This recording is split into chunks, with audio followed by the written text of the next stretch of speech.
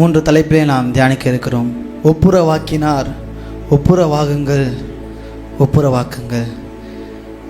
ஒப்புரவு எதுக்கு தேவைப்படுதுன்னா, ஒரு 2 பேர் சண்டை போட்டு பிரிஞ்சிருக்கிறாங்க.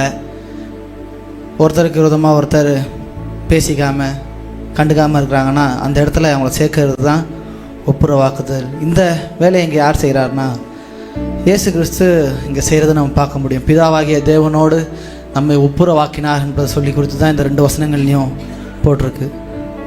தேவனுக்கும் மனிதனுக்கும் இருந்த பிரிவினையை நீக்குவதற்காக இந்த ஒப்புரவாக்குதல் தேவைப்பட்டது. எதனால் தேவனுக்கும் மனுஷனுக்கும் இந்த பிரிவினை வந்துச்சு, எதனால் இந்த விலகுதல், தேவனுக்கும் மனுஷனுக்கும் உள்ள இந்த பகை உண்டானது என்று நம்ம சொல்லி தியானிப்போமானால் அதுக்கு பல காரணங்கள், பல விஷயங்கள் காரணமாக அமைந்திருக்கிறது. நம்ம எல்லாருக்கும் தெரிந்தபடி முதலாவதாக ஆதாம் ஏவாளினாலே தேவனுக்கும் மனுஷனுக்கும் இருந்த அந்த சரியான அந்த உறவு முறையானது துண்டிக்கப்பட்டதை நாம் அறிந்திருக்கிறோம். ஆதியாகமம் 3ஆம் அதிகாரம் 8வது வசனத்தில் இப்படியாக போட்டிருக்கிறது: பகலில் குளிர்ச்சியான வேளையிலே தோட்டத்தில் உலாவுகிற தேவனாகிய கர்த்தருடைய சத்தத்தை அவர்கள் கேட்டார்கள். அப்பொழுது ஆதாமும் அவன் மனைவியும் தேவனாகிய கர்த்தருடைய சன்னதிக்கு விலகி தோட்டத்தின் விருட்சங்களுக்குள்ளே ஒளிந்து கொண்டார்கள். இங்கே அவங்க கர்த்தரை விட்டு விலகுவதற்கான ஒரு காரணம் கீழ்ப்படியாமை. ஆண்டவர் புசிக்க வேணான்னு சொன்ன கனியை அவங்க புசித்ததினாலே, ஆதாம் ஏவாளுடைய கீழ்ப்படியாமையினாலே இங்கே முதலாக தேவனுக்கும் மனிதனுக்கும் பிரிவினை உண்டானது. 2வது காரியம், எபிரேயர் 3ஆம் அதிகாரம் 12வது வசனம் இப்படியாக சொல்கிறது: சகோதரரே, ஜீவனுள்ள தேவனை விட்டு விலகுவதற்கு ஏதுவான அவிசுவாசமுள்ள பொல்லாத இருதயம் உங்களில் ஒருவனுக்கும் இராதபடிக்கு எச்சரிக்கையாயிருங்கள் என்று சொல்லி இங்கே குறிப்பிட்ட ஒரு காரியம், அவிசுவாசமுள்ள பொல்லாத இருதயம். கர்த்தரை விசுவாசிக்காம அவிசுவாசத்தினாலே பிரிவினை உண்டானது தேவனுக்கும் மனிதனுக்கும். அடுத்தபடியாக பார்த்தோன்னா தானியேல் 9ஆம் அதிகாரம் 11வது வசனத்தில் போட்டிருக்கு: இஸ்ரவேலர் எல்லாரும் உமது நியாயப்பிரமாணத்தை மீறி உமது சத்தத்துக்கு செவி கொடாமல் விலகி போனார்கள். நியாயப்பிரமாணத்தை மீறினதினால் தேவனுக்கும் மனிதனுக்கும் பிரிவினை உண்டானது. தேவனுடைய சத்தத்துக்கு செவி கொடாமல் போனதினால் தேவனை விட்டு விலகி போனார்கள். இப்படியாக பல காரணங்களால் தேவனை விட்டு பிரிந்து விலகி கிடந்த நம்மை கர்த்தராக இயேசு கிறிஸ்துவின் மூலமாய் அவர் ஒப்புரவாக்கி கொண்டார். ஒப்புரவாக்குறதுக்கு இயேசு கிறிஸ்து என்னெல்லாம் பண்ணாருன்னு சொல்லி ஒரு 3 காரியங்களை மட்டும் நம்ம படிக்கலாமா? எபேசியர் 2ஆம் அதிகாரம் 16வது வசனம் வாசிக்கலாம். எபேசியர் 2:16. 2:16.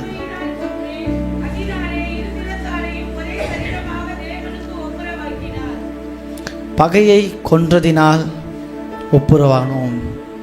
இங்கே பகைன்னு குறிப்பிட்ட காரியங்கள் மேலே உள்ள வசனங்களை வாசி பார்த்தீங்கன்னா பிரிவினையை தான் அவங்க போட்டிருப்பாங்க. இயேசு கிறிஸ்து சிலுவையில் செஞ்ச ஒரு காரியம், பகையை கொன்றார். அவர் பகையை கொன்றதினாலே நாம் தேவனோடு ஒப்புரவானோம். தேவனை விட்டு பிரிந்து தேவனுக்கு கீழ்ப்படியாமையின் பிள்ளைகளாக இருந்த நாம தேவனோடு ஒப்புரவானோம். யோபு 21ஆம் அதிகாரம் 14வது வசனத்தில் போட்டிருக்கோம்: அவர்கள் தேவனை நோக்கி எங்களை விட்டு விலகிரும், உம்முடைய வழிகளை அறிய விரும்போம் அப்படின்னு சொல்லி போடுறோம். கர்த்தருடைய வழிகளை விட்டு, கர்த்தருடைய வழிகளை அறிஞ்சு கொள்றதுக்கு விருப்பம் இல்லாமல் இருந்த நம்ம ஆண்டவர் தம்முடைய இரத்தத்தினாலே மீண்டுமாய் நம்ம ஒப்புரவாக்கி கொண்டார். சிலுவையில் இயேசு கிறிஸ்து செஞ்ச ஒரு காரியம், பகையை நீக்கினார். பகையை கொன்றதினால் நாம் தேவனோடு ஒப்புரவானோம்.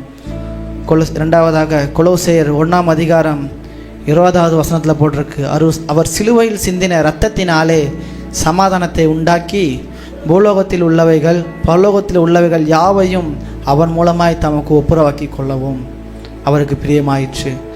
முதலாவது சொன்னோம், பகையை அவர் கொன்றதினாலே நாம் ஒப்புரவாகணும் என்று சொல்லி. இங்கே 2வது காரியம், சிலுவையில் சிந்தின இரத்தத்தினால் ஒப்புரவானோம்.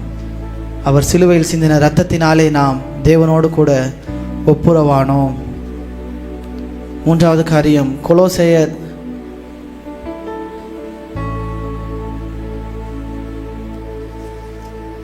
1:21 வசனத்தில் வாசிக்கலாம். கொலோசையர் 1:21.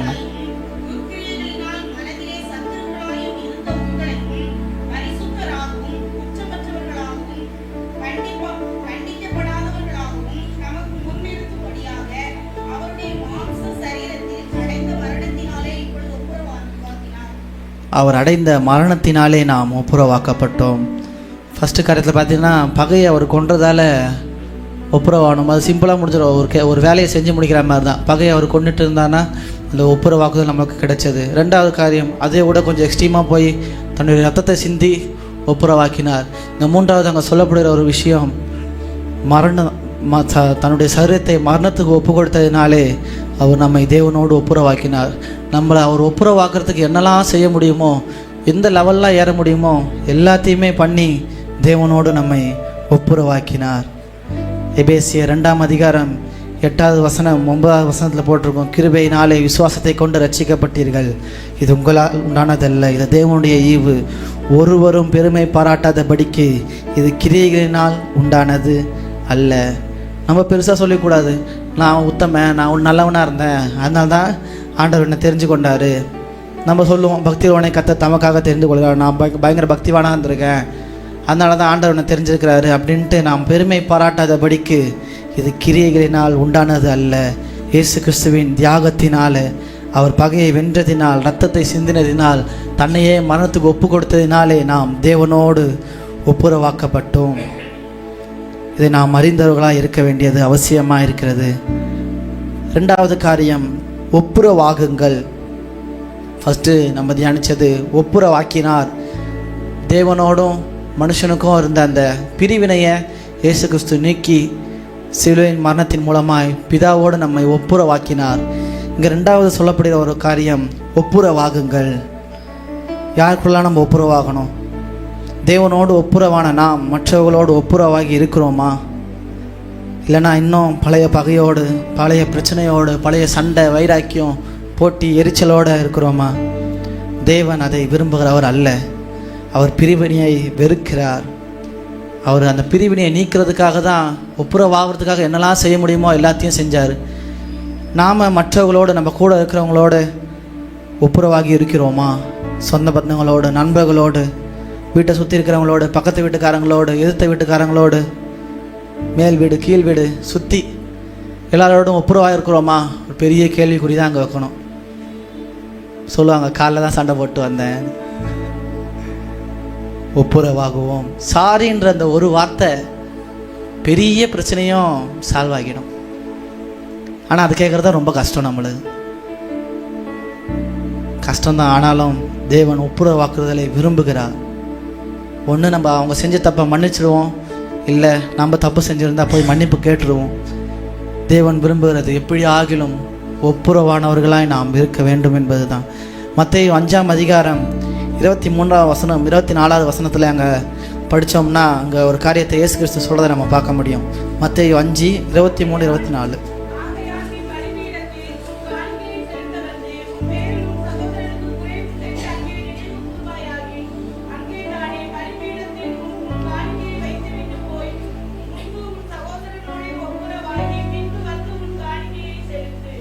ஆமென்.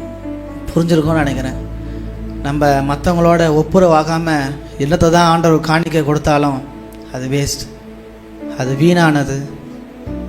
ஒப்புரவாகாமல் எவ்வளவு தான் காணிக்கை செலுத்தினாலும் கர்த்தர் அதை அங்கீகரிக்க மாட்டார்.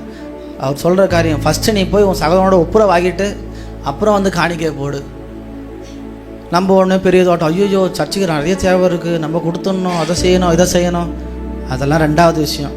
ஆண்டவர் காக்காவை கொண்டும் நடத்த வல்லவராக இருக்கிறார். நாம் ஒப்புரவாக வேண்டியது அவசியமாக இருக்கிறது.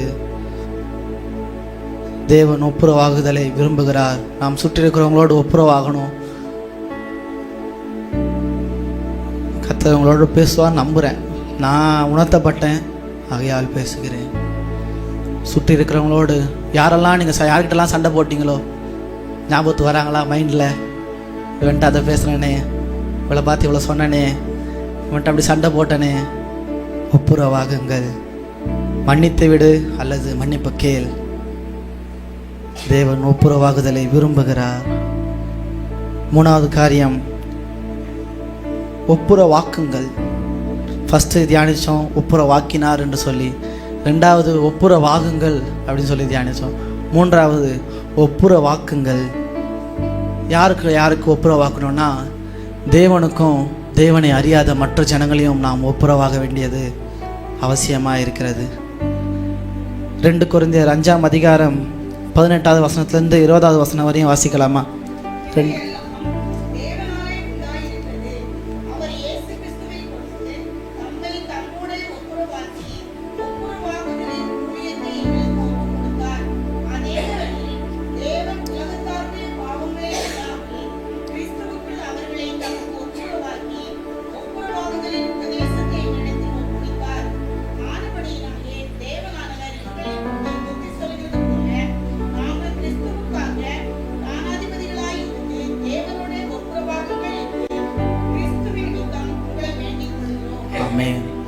நம்ம தேவனோடு ஒப்புரவாக இருக்கிறது மட்டும் பத்தாது, மற்றவங்களோடு ஒப்புரவாக இருக்கிறது மட்டும் பத்தாது, மற்றவர்களையும் தேவனோடு ஒப்புரவாக்க வேண்டியது அவசியமாக இருக்கிறது. இங்கே 20வது வசனத்தில் அழகாக போட்டிருக்கிறது, தேவனானவர் எங்களை கொண்டு புத்தி சொல்கிறது போல நாங்கள் கிறிஸ்துவுக்காக ஸ்தானாபதிகளாக இருந்து தேவனோடே ஒப்புரவாகுங்கள் என்று கிறிஸ்துவின் நிமித்தம் உங்களை வேண்டிக் கொள்கிறோம். கிறிஸ்துவுக்காக ஸ்தானாபதிகளாக நம்ம இருக்கிறோமா? அநேகரை கத்திரிடத்தில் திருப்புறவர்களாய் ஆண்டவர் கீழே செயல்படுறவர்களாய் நம்ம இருக்கிறோமா? கடைசி நாட்கள்னு சொல்லிகிட்டு இருக்கோம், எல்லாம் பேசிகிட்டு இருக்கோம், எல்லாம் யூடியூப்பில் எல்லாத்துலேயும் போட்டு சொல்லிட்டு தான் இருக்காங்க ஆண்டவர் வரப்போகிறாரு. நம்ம என்ன செஞ்சோம்? தேவனோடு ஒப்புரவாக்கினோமா ஜனங்களை? ஒரு பிக்சர் ஒன்று போடுவாங்க, போடுங்கப்பா. இதில் பார்த்தீங்கன்னா ஒரு முக்கோணம், மேலே தேவன், இந்த சைடில் ஸ்தானாபதியாகிய நான், தேவனோடு ஒப்புரவாகாதவர்கள். தேவனுக்கும் எனக்கும் கனெக்ஷன் இருந்து தேவனோடு ஒப்புரவாகாதவர்களோடு எனக்கு கனெக்ஷன் இல்லைனாலும் அந்த ட்ரையாங்கிள் முழுசாக வராது.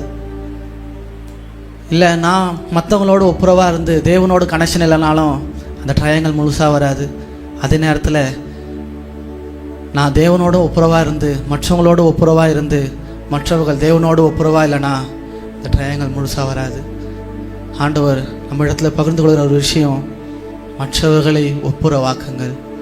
இங்கே பவுல் சொல்கிற ஒரு காரியம், கிறிஸ்துவுக்காக ஸ்தானாபதிகளாக இருந்து ஒப்புரவாக்குதலின் ஊழியத்தை நாங்கள் செய்கிறோம் அப்படின்னு சொல்லி அவர் சொல்கிறார். நம்ம செய்கிறவராக இருக்கிறோமா? தேவனை அறியாதவர்களை தேவனிடத்தில் ஒப்புரவாக்குறவர்களாக நம்ம இருக்கிறோமா? நம்ம தேவனோடு இருக்கிறதே பெரிய விஷயமா இருக்குது, மற்றவங்களோடு நம்ம ஒப்புரவாக இருக்கிறதே பெரிய விஷயமா இருக்குது. இதில் எங்கே நம்ம தேவனுக்கு மற்றவங்களை ஆதாயப்படுத்த போகிறோம்? தேவனுக்காக மற்றவர்களை ஒப்புரவாக்குங்கள். தேவனானவர் எங்களை கொண்டு புத்தி சொல்கிறது போல நாங்கள் கிறிஸ்துவுக்காக ஸ்தானாபதிகளாக இருந்து தேவனோடு ஒப்புரவாகுங்கள் என்று கிறிஸ்துவின் நிமித்தம் உங்களை வேண்டிக் கொள்கிறோம் என்று பவுல் சொல்கிறார். நம்ம சுற்றிருக்கவங்களை பார்த்து சொல்கிறோமா தேவனோடு ஒப்புரவாகுங்கள்ட்டு?